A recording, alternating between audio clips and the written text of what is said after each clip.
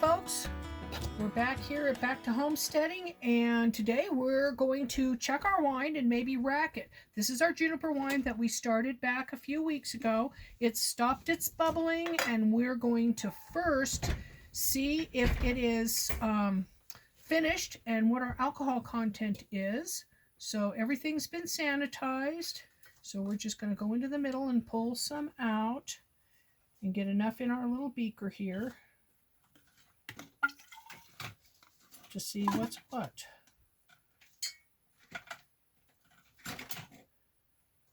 And we're hopeful that we're okay. The last time we did Juniper wine, we kind of had to redo it.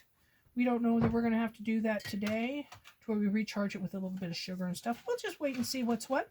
But you're going to come along with us, and we're going to see what it's like. Oops. That happens. You collect the berries sometimes. Got to get past that and hope they don't suck them up, because they're all floating and stuff like that.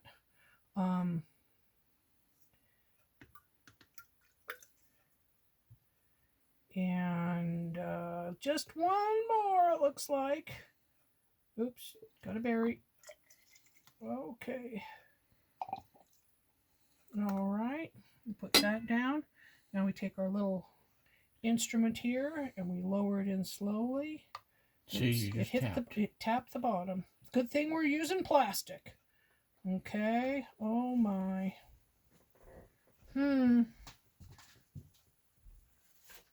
Yeah, that probably doesn't look so good. We're probably gonna have to redo this, because we're at because we went in way too far. Pull it up. We were at the 0.999, 1.999.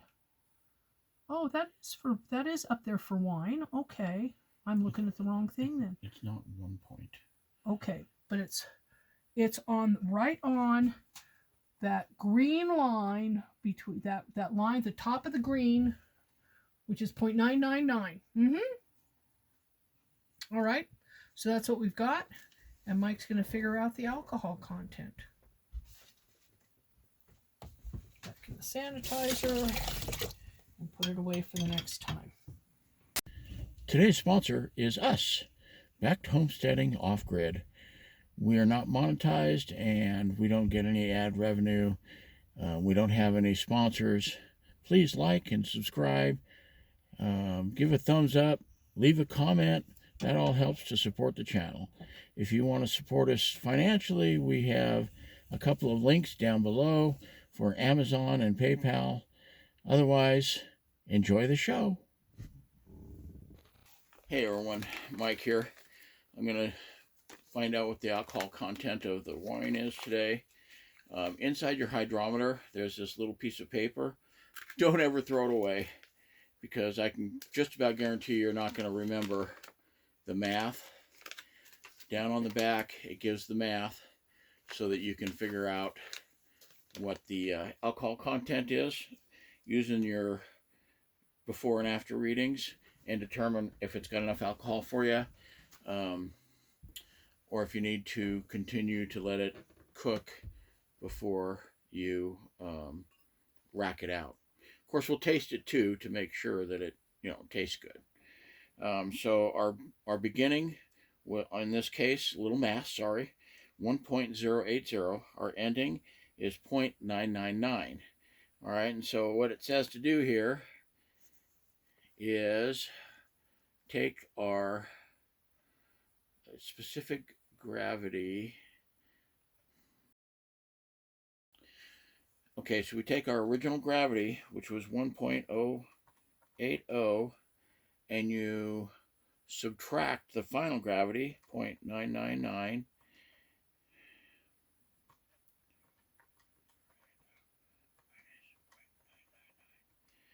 That gives us the result of the math is 0.081. Then you multiply that by 131.25. That's the part that you won't remember. 131.25 times and I come out with 10.6, and that's the alcohol content. Okay, beer is like 4 to 7, wine is from 7 to 14, 15, 18. You're not going to probably find it higher than about 16 over the counter. I like it around 14, 15. You also want to remember the taste of the wine.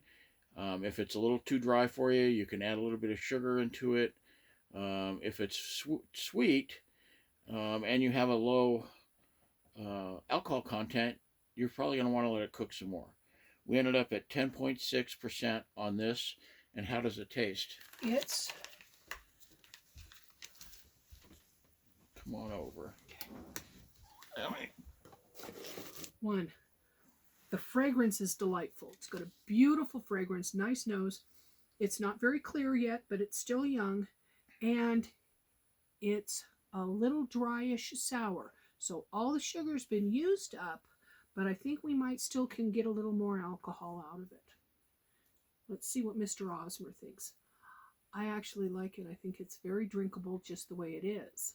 But we could kick it with a little more alcohol if we put a little more sugar in here and let it cook for a little while longer. But the fragrance is insane, and I suffer from lack of...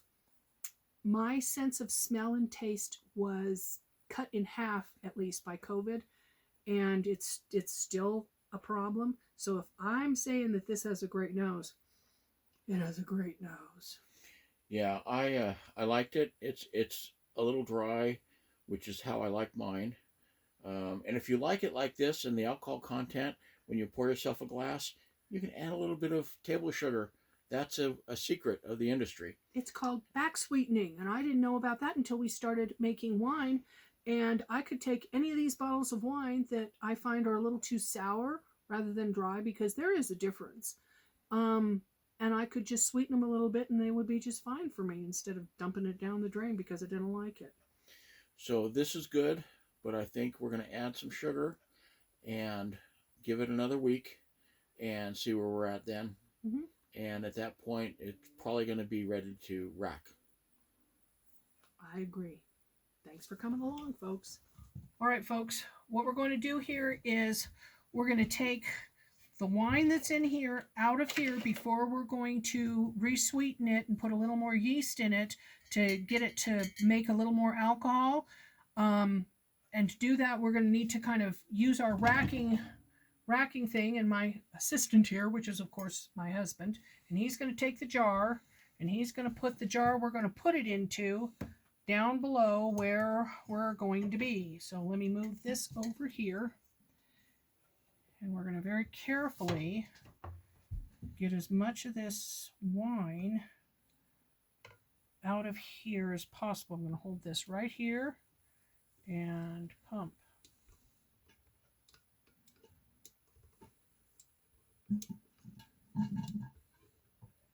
There it Okay, goes. it's going now. Okay, you don't have to pump all the way. Once you get it going, as long as you're below the level of the other wine, it will suction it out, which you can see. Then when we get fairly low, she's going to tip it gently to not disturb the leads, so that we'll get the most we can out of it. You can push that down a little more. Mm-hmm.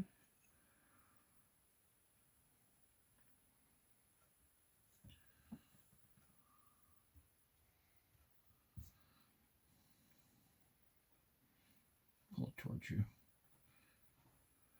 There you go.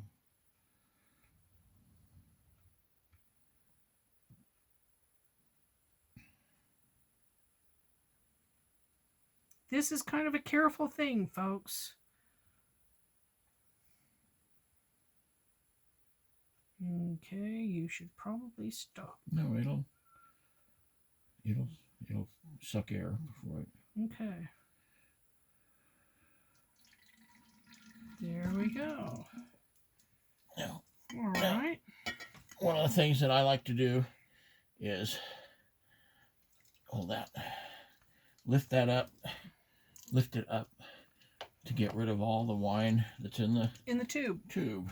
Yeah, we don't want We want every bit we can get. You bet. 'Cause this is going to be good. And you can see the yellow color. That will clear up quite a bit more as we go. You can't really see it. Let me pull it back here. Okay. It won't get as clear as what you'd buy in the store because we did not add what they call a clarifier because we don't like adding chemicals. Yeah, that's your sulfates that do that. Yeah. Okay, so we're going to add the yeast and sugar. Oh, I want to add the sugar first. And then cook it again.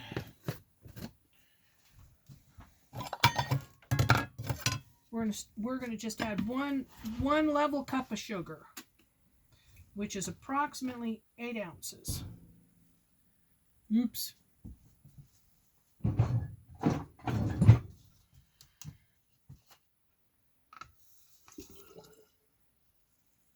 Okay. And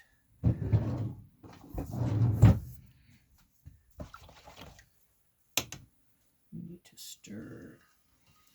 She just sanitized it, by the way. Yeah, that was, I have my sanitizing bucket here. Yes, we sanitize things. We know things are not perfect. We keep an eye on stuff, but we do try to do the sanitizing and the cleaning as much as we can. And you'll notice she's stirring it rather than shaking it the way we did the first time. We are introducing some oxygen, but not a lot. If you were to really shake it up, it would add an awful lot of oxygen, and that can ruin the wine. This actually has a potential to ruin the wine, but it's worth the risk. Yeah.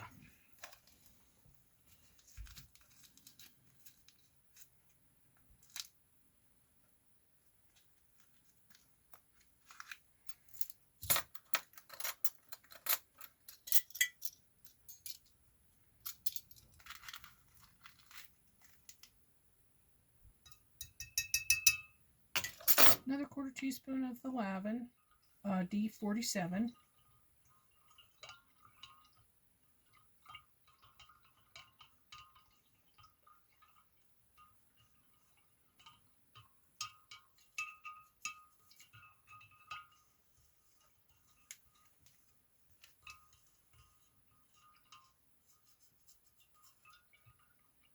And they will dissolve and stuff in there as it works. Most of the sugar is dissolved now, and so we're just gonna